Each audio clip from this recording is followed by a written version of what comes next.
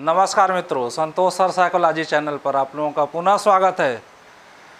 Last video में हम लोगों ने देखा था अभिप्रेरणा का अर्थ, अभिप्रेरणा के प्रमुख सिद्धांत। उसी क्रम में बढ़ते हुए आज हम लोग देखेंगे अभिप्रेरणा का वर्गीकरण एवं अभिप्रेरणा के कुछ महत्वपूर्ण सिद्धांत को देखेंगे।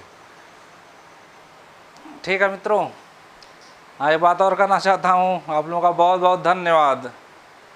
विद इन 1 मंथ 10 दिन में ही आप लोगों ने जो है 500 के ऊपर 500 से अधिक लोगों ने सब्सक्राइब किया। थैंक यू मित्र, सभी लोगों का धन्यवाद। मुझे लग रहा है कि आप लोगों को वीडियो पसंद आ रहा है। ठीक है, मैं भी कोशिश कर रहा हूँ कि जो है अधिक से अधिक गुणवत्तापरक बनाया जाए, जिससे अधिक से अधिक आप लोगों को फ़ायदा हो सके। इससे मुझे भी मोटिवेशन ही मिल रहा है। ठीक है मित्रों, पुनः धन्यवाद। ठीक है, इसी क्रम में आगे बढ़ते हुए देखते हैं अभिप्रेरणा का वर्गीकरण। अब देखिए, अभिप्रेरणा को जो है बहुत से मनोवैज्ञानिकों ने अपने हिसाब से क्या किया है, वर्गीकरण किया है। तो कुछ महत्वपूर्ण हैं, इनको हम देख लेते हैं और आप लोग नोट भी कर लीजिएगा। थॉमसन महोदय के अनुसार देखिए, इन्होंने बताया किससे हम अभिप्रेरित होते हैं, क्या क्या महत्वपूर्ण क्रियाएं होती हैं जिससे हम क्या होते हैं, अपने जीवन में अभिप्रेरित होते हैं। प्रेरित होके हम क्या करते हैं, कार्य करते हैं, गति करते हैं। तो थॉमसन महोदय के अनुसार इन्होंने कहा, इन्होंने 2 बताया, स्वाभाविक और कृत्रिम। स्वाभाविक में क्या होता है, जैसे जो हम स्वाभाविक क्रिया करते हैं जो हमारे नेचर में है। एक खेलना, सुख प्राप्ति, सभी लोग आज़ादी से रहना चाहते हैं और सभी लोग सुख प्राप्ति करना चाहते हैं। फिर कृत्रिम, कृत्रिम में क्या होता है, बनावटी होता है। ठीक है, बनावटी में क्या होता है, जैसे इन्होंने बताया दंड, प्रशंसा, पुरस्कार। दंड, प्रशंसा, पुरस्कार। हम बच्चों को पढ़ाते हुए ठीक क्या करते हैं, प्रशंसा करते हैं, उनको जो पुरस्कार देते हैं, दंड देते हैं। तो यह क्या है, यह सब बनावटी है, कृत्रिम है। ठीक, फिर गैरट महोदय के अनुसार इन्होंने 3 माना, जैविक, मनोवैज्ञानिक और स्वाभाविक। जैविक, मनोवैज्ञानिक और स्वाभाविक। जैविक जो हमको जन्म से मिला हुआ है। ठीक, जैसे क्रोध, भय, प्रेम।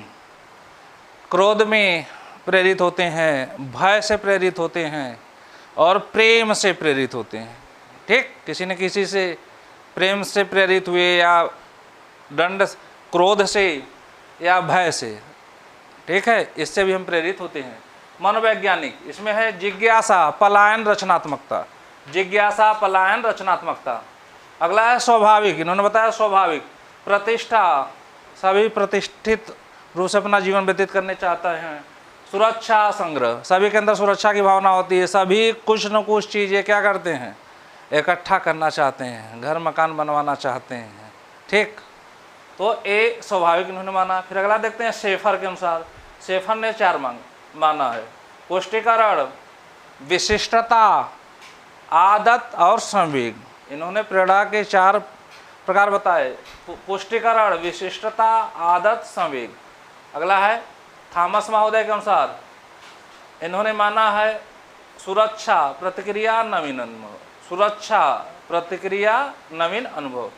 देखिए वुडवर्थ महोदय ने, इन्होंने 3 माना, आंगिक, आंगिक मतलब जो शारीरिक आवश्यकता है, आपात प्रेरणा है, वस्तुनिष्ठ। आंगिक में क्या हो गया, जो हमको प्रेरित करती हैं, भूख, प्यास, मलमूत्र विसर्जन। भूख लगता है, प्यास लगती है, खाना कहाँ से मिलेगा, बैठे रहने से तो मिलेगा नहीं, तो हम क्या करते हैं, हम कार्य करते हैं। ठीक, तो भूख, प्यास, मलमूत्र विसर्जन। फिर आगे है, अगला है आपात प्रेरणा है। आपात में क्या होता है, शत्रु को देखते ही भयभीत हो जाना। ठीक, हम रास्ते में जा रहे हैं, जिस किसी से हमारी दुश्मनी है, वह अचानक दिख जाए और शत्रु हमसे क्या है, हमसे मजबूत है, तो देख के क्या हो जाएंगे, सहम जाएंगे कि नहीं। हाँ, थोड़ा सा डर लग जाएगा। अगर अकेले हैं, उनसे कमज़ोर हैं, तो हमको क्या होगा, भयभीत हो जाएंगे। तो इसको हम कहते हैं आपात प्रेरणा। ये सब देखिए सभी के अंदर पाई जाती है। जो वो इन सब जो इन्होंने प्रेरणाओं का वर्गीकरण किया है, ये सब सभी के अंदर पाई जाती है। शत्रु को देखकर भयभीत होना, वस्तुनिष्ठ, वैज्ञानिक अनुसंधान। अब देखिए मैस्लो महोदय का है, बहुत महत्वपूर्ण है। मैस्लो महोदय का है बहुत महत्वपूर्ण है। जन्मजात अर्जित, ठीक है, जन्मजात जो हमें जन्म से मिला है, जब हम जन्म लिए थे, जब पैदा हुए थे तभी से हमारे साथ है, जो हमको किसी न किसी रूप में क्या करता है, किसी न किसी रूप में प्रेरित करता है। इसमें क्या है, भूख, प्यास, काम, प्रवृत्ति, नींद, विश्राम, ये जन्म से मिला हुआ, ठीक है। ये हमको किसी न किसी रूप में प्रेरित करता है और ये हमारी आवश्यकता भी है। ये हमारी क्या है, आवश्यकता। भूख, भूख लगेगा, प्यास, प्यास लगेगा, काम, प्रवृत्ति, ठीक है, यह भी शारीरिक क्रिया है, संतुष्टि के लिए चाहिए ही, नींद चाहिए ही, ठीक, कितना जा सकते हैं, नींद भी चाहिए, ठीक है, और विश्राम भी चाहिए। ये सब क्या है, ये सब जन्मजात है। अर्जित में देखते हैं मित्रों, अर्जित में व्यक्तिगत होता है और सामाजिक। देखिए व्यक्तिगत रूप से सभी का अलग अलग होता है, ठीक है, और सामाजिक भी होता है। तो व्यक्तिगत में क्या होता है, इन्होंने क्या बताया, मैस्लो महोदय ने, व्यक्तिगत में होता है आनंद, जीवन लक्ष्य, अभिरुचि, अभिवृत्ति, अचेतन इच्छाएं, ठीक।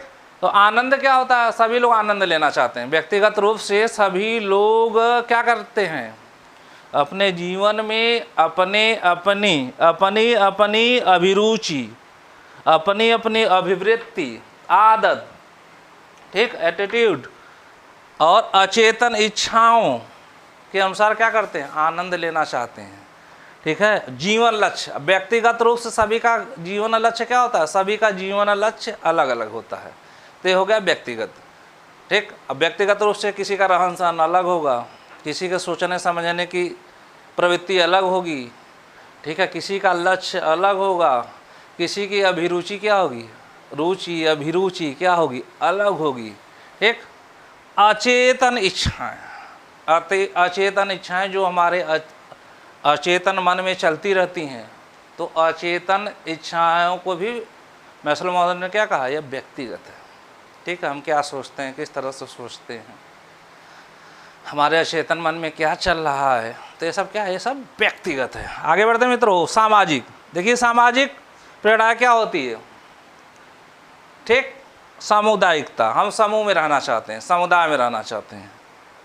संग्रहशीलता, संग्रहशीलता, हम क्या करना चाहते हैं, हम संग्रह करना चाहते हैं, इकट्ठा करना चाहते हैं, ये प्रवृत्ति होती है हमारी, ठीक है। ये हमको क्या करती है, प्रेरित करती है कि समुदाय में रहें हम, ठीक है। और जो है संग्रहशीलता, हमारे पास ज़मीन हो, मकान हो, रुपया हो, पैसा हो, बैंक बैलेंस हो, सभी लोग चाहते हैं। फिर युद्ध प्रवृत्ति, अगर हमारा नुकसान होता है तो हम लड़ते भी हैं, ठीक। अगर हमारा लगता है कि नहीं कुछ जा रहा है तो हम क्या करते हैं, युद्ध प्रवृत्ति भी होती है, नहीं छोड़ते हैं, लड़ते भी हैं, लड़ना भी चाहिए, ठीक। तो ये सब क्या है, ये सब सामाजिक प्रेरणाएं हैं। तो मैस्लो के अनुसार हो गया, याद रखिएगा। फिर आगे बढ़ते हैं मित्रों, देखिए एक होता है सकारात्मक, नकारात्मक, इसको भी हम देख लेते हैं। सकारात्मक एवं नकारात्मक। अब यह क्या होता है मित्रों, सकारात्मक, नकारात्मक। देखिए सकारात्मक जो अभिप्रेरणा होती है वो हमको स्वयं से मिलती है, अपने अंदर से मिलती है, ठीक। हमको क्या करती है, हम बैठे रहते हैं, सोचते रहते हैं, और अंदर से हमको क्या करती है, जगाती है, ढकेलती है। क्या बैठे हो, कुछ करना है जीवन में कि नहीं करना है, जीवन बेकार ही है, निरर्थक है, तो हमको खुद प्रेरित करती है। फिर हम क्या करते हैं, उठते हैं और गतिशील हो जाते हैं कि नहीं, जीवन में तो एक ही बार जीवन मिला है ना, दोबारा जीवन मिलेगा नहीं मिलेगा कौन जानता है, कोई जानता है क्या, कोई नहीं जानता है, ठीक। तो हमको सकारात्मक जो प्रेरणा होती है हमको खुद अंदर से प्रेरित करती है, और क्या करते हैं, हम अपने लक्ष्य को प्राप्त करने के लिए गतिशील हो जाते हैं, ठीक, सारी बाधाओं को, सारी चिंताओं को छोड़ के, ठीक है। तो यह हमको स्वयं से मिलती है। नकारात्मक प्रेरणा क्या होती है, देखिए नकारात्मक प्रेरणा में हो गई जो हमको बाह्य प्रेरणा है, इसको हम आंतरिक प्रेरणाएं कहते हैं, सकारात्मक को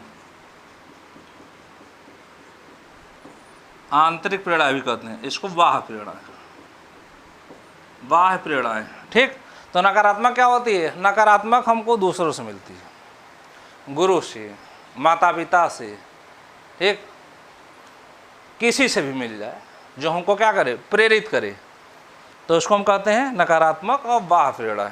जैसे पुरस्कार, बच्चों को पढ़ाते समय हम देते हैं ना पुरस्कार, दंड, ये सब क्या है? ये सब बाह्य प्रेरणाएं हैं। तो सकारात्मक प्रेरणा है, नकारात्मक प्रेरणा है, इसको भी आप लोग याद रखिएगा। ठीक है मित्रों, इसी क्रम में आगे बढ़ते हैं। कुछ महत्वपूर्ण सिद्धांत है प्रेरणा का, कुछ महत्वपूर्ण सिद्धांत है जो हर बार आपके टेट और सी टेट में आता है, या शिक्षक से संबंधित जो भी परीक्षाएं होती हैं उसमें आने की संभावना प्रबल रहती है। इसलिए इसको आप लोग ध्यान से देखिएगा और क्रमबद्ध रूप से इसको अपने दिमाग में बैठा लीजिएगा। तो मांग या आवश्यकता या पदानुक्रमिक संरचना का सिद्धांत अब्राहम मैस्लो, एक है अब्राहम मैस्लो का है, मांग का सिद्धांत या आवश्यकता का सिद्धांत या पदानुक्रमित संरचना का सिद्धांत। एक बुद्धि में भी हम लोग देखे थे पदानुक्रमिक संरचना का सिद्धांत, तो वो अलग है, वर्ट एवं वर्णन का है, यह प्रेरणा में है। ठीक है, व्यक्तित्व में भी आगे मिलेगा। तो पदानुक्रमिक संरचना का सिद्धांत या आवश्यकता सिद्धांत या मांग सिद्धांत किसका? अब्राहम मैस्लो ने। इन्होंने 1943 में अपने शोध पत्र, 1943 में अपने शोध पत्र the theory of human motivation, the theory of human motivation में प्रकाशित किया था। ठीक है, इनकी एक पुस्तक है मोटिवेशन एंड पर्सनालिटी, यह 1954 में प्रकाशित हुई थी। Motivation and personality, motivation and personality, तो इसको भी याद रखिएगा आप लोग। ठीक है, देखिए यह क्या थे? यह मानवतावादी मनोवैज्ञानिक थे। इन्होंने काफ़ी शोध किया। इन्होंने शोध किया कि मानव का जो जीवन होता है, जो मानव होता है, कैसे सोचता है, कैसे चिंतन करता है, कैसे व्यवहार करता है, क्या व्यवहार करता है, कब व्यवहार करता है। तो इस पे इन्होंने व्यापक रूप से चिंतन किया और उस चिंतन के फलस्वरूप इन्होंने कहा कि कैसे प्रेरित होता है इंसान या व्यक्ति, कैसे प्रेरित होता है। तो इन्होंने कहा कि इंसान या व्यक्ति या मानव अपने संतुष्ट इच्छाओं से प्रेरित नहीं होता है, असंतुष्ट इच्छाओं से प्रेरित होता है। ठीक, जो हमारे पास है क्या हम उससे प्रेरित होंगे? क्या नहीं। जो हमारे पास नहीं है उससे हम प्रेरित होते हैं। तो इन्होंने कहा कि संतुष्ट मांग या संतुष्ट आवश्यकताओं से व्यक्ति प्रेरित नहीं होता है, असंतुष्ट मांग से, असंतुष्ट इच्छाओं से प्रेरित होकर क्या करता है? व्यक्ति क्रिया करता है। अब असंतुष्ट मांग क्या होती है? जो उसके पास नहीं है। अब हमारे पास साइकिल है तो हम साइकिल से तो प्रेरित होंगे नहीं। ठीक, या किसी के पास बाइक है तो वो बाइक से प्रेरित होगा? बाइक से प्रेरित होगा नहीं।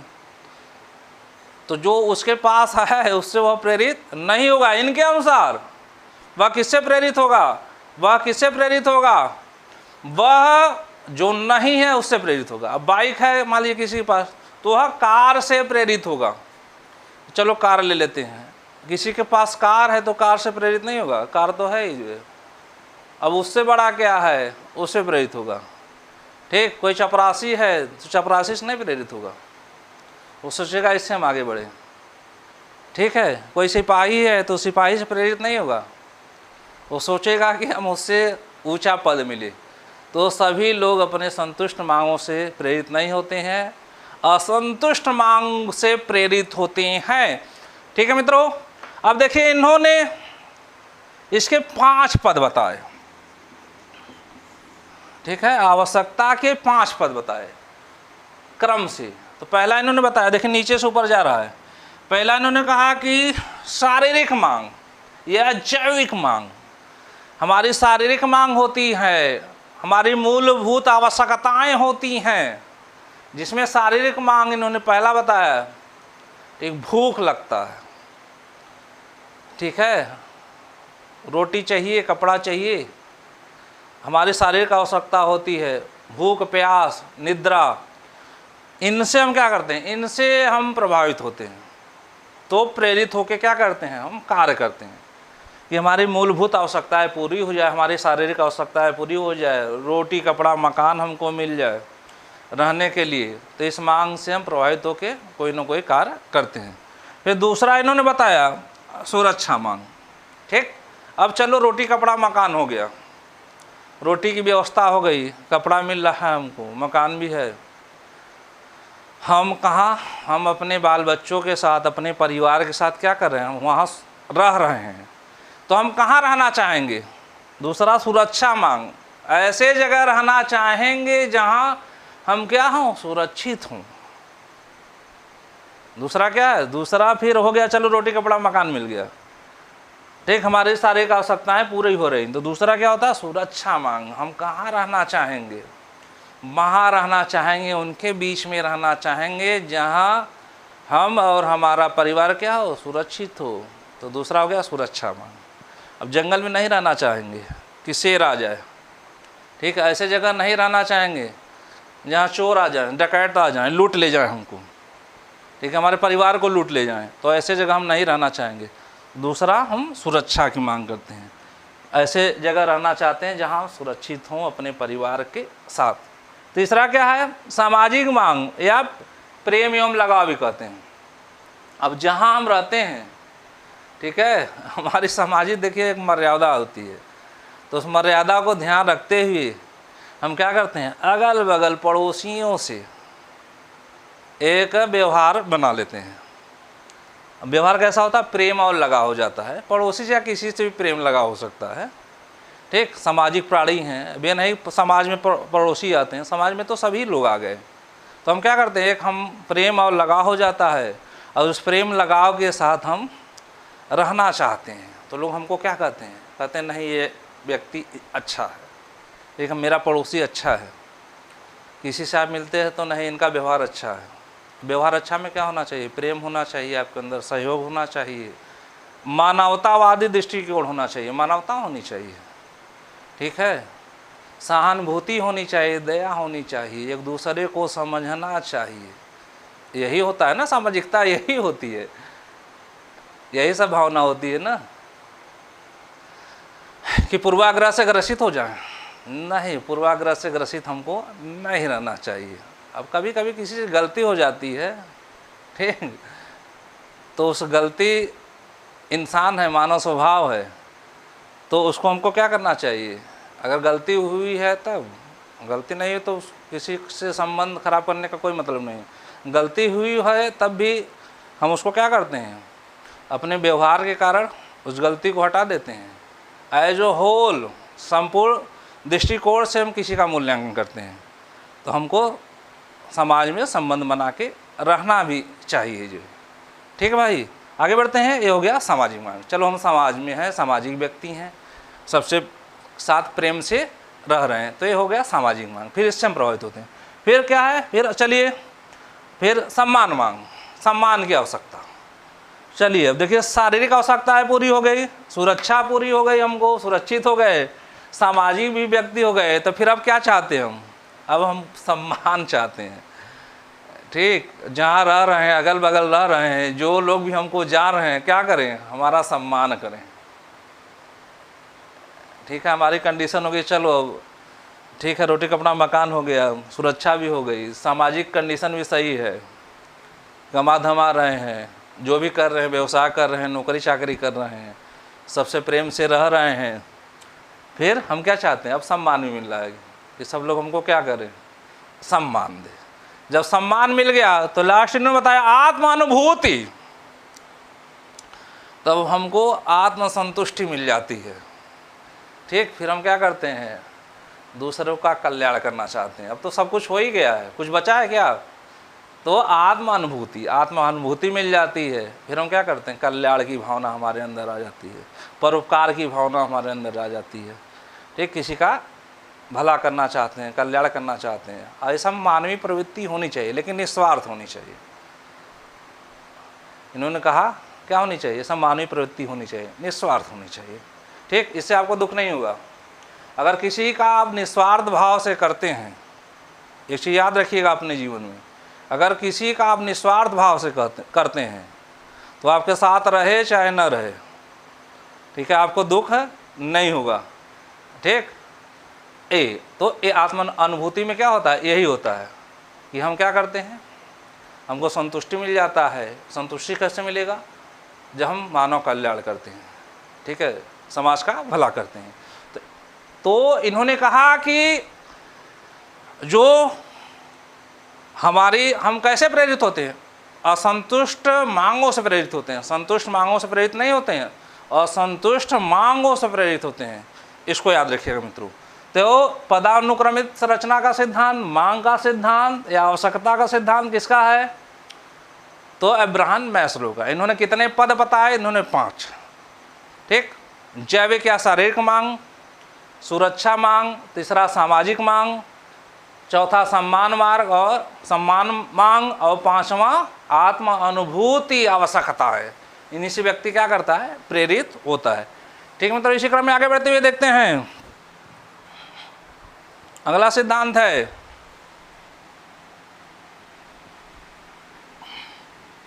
मनोविश्लेषणात्मक सिद्धांत।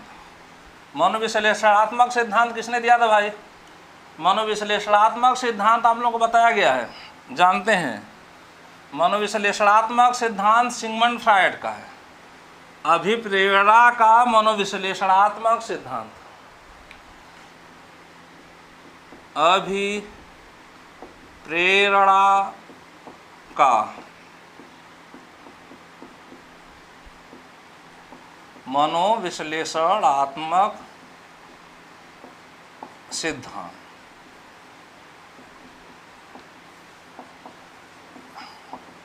सिगमंड फ्रायड महोदय का है। ठीक, अब देखिए ये क्या थे? ये मनोविश्लेषणवाद के जनक भी इनको कहा जाता है। इन्होंने मन के कितने प्रकार बताए थे मित्रों? तो इन्होंने मन के 3 प्रकार बताए थे, चेतन, अचेतन और अर्धचेतन। ठीक, व्यक्तित्व के कितने प्रकार बताए थे? 3। ठीक है, ईड, ईगो, सुपर ईगो, इदम, अहम, पराहम।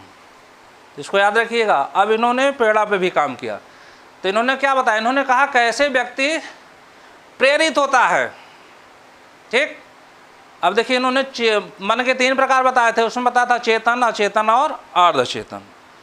तो मैं इसके पूर्व में जो वीडियो बनाया था वहाँ बताया था व्यक्ति किससे प्रेरित होता है? चेतन मन से प्रेरित होता है कि अचेतन मन से?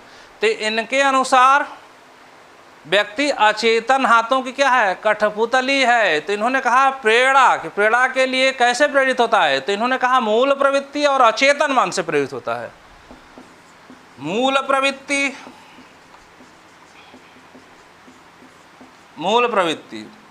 ठीक, पहला मूल प्रवृत्ति और दूसरा किससे प्रेरित होता है? अचेतन मन से। इसको याद रखिएगा आप लोग। तो मूल प्रवृत्ति इन्होंने कहा, मूल प्रवृत्ति कितने बताए थे इन्होंने? जीवन मूल प्रवृत्ति और एक इन्होंने और बताया था मृत्यु मूल प्रवृत्ति। मृत्यु मूल प्रवृत्ति, ठीक है। तो मूल प्रवृत्ति से प्रेरित होता है और अचेतन मन से प्रेरित होता है। तो मूल प्रवृत्ति का सिद्धांत विलियम जेम्स ने दिया था। 14 मूल प्रवृत्ति किसने बताया था मित्रों? तो अगला टॉपिक उन्हीं का आएगा, मैकडूगल महोदय का। ठीक, और जीवन मूल प्रवृत्ति, मृत्यु मूल प्रवृत्ति किसने दिया था? Sigmund Freud. तो उन्होंने कहा कि मूल प्रवृत्ति और अचेतन मन से प्रभावित होता है। अब मूल प्रवृत्ति क्या है? जीवन मूल प्रवृत्ति। जीवन मूल प्रवृत्ति वो होती है जो हमको सकारात्मक ऊर्जा देती है। हम कठिन परिस्थिति भी आ जाती है तब भी हम क्या करते हैं? आगे बढ़ने का प्रयास करते हैं। सकारात्मक सोच देती है, एक आशा की किरण जगाते हुए उस परिस्थिति से क्या करते हैं? हम निकलने का प्रयास करते हैं। और कहाँ निरंतर आगे बढ़ते रहते हैं, आगे बढ़ते रहते हैं, और अंततः हम देखिए प्रयास करेंगे तो आगे बढ़ ही जाते हैं। तो इसको हम कहते हैं सकारात्मक सोच, सकारात्मक मूल प्रवृत्ति, जो हमको धीरे धीरे जो है ऊंचाइयों पर क्या करती है, पहुंचा देती है। और एक क्या होता है, इसको हम सकारात्मक कहते हैं। और दूसरा क्या है, मृत्यु मूल प्रवृत्ति, इसको विनाशक भी कहते हैं। कुछ लोगों के अंदर ये प्रवृत्ति पाई जाती है, ठीक, अपना उत्थान नहीं सोचते हैं, निरंतर पतन के बारे में सोचते रहते हैं। ऐसा काम करेंगे जिससे उनका क्या हो, पतन हो जाता है, विनाश हो जाता है, गलत काम करते हैं, नाना प्रकार का खुरापात दिमाग में चलता रहता है, सही कार्य कर ही नहीं सकते हैं, कभी नहीं कर सकते हैं, सुधर ही नहीं सकते हैं। तो ऐसे लोगों का क्या हो जाता है, ऐसे लोगों का धीरे धीरे विनाश हो जाता है, पतन हो जाता है।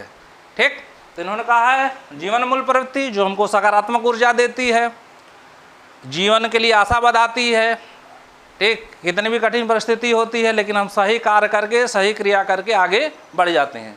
और मृत्यु मूल प्रवृत्ति, जो ये प्रवृत्ति पाई जाती है, व्यक्ति को सही नहीं हो सकता है और हमेशा गलत काम करता है, गलत काम में लिप्त रहता है, और उसको कहाँ ले जाती है, विनाश की ओर ले जाती है। तो इसको याद रखिएगा, आप लोग के लिए भी यह अपने जीवन में सफलता प्राप्त करने के लिए महत्वपूर्ण योगदान देगा।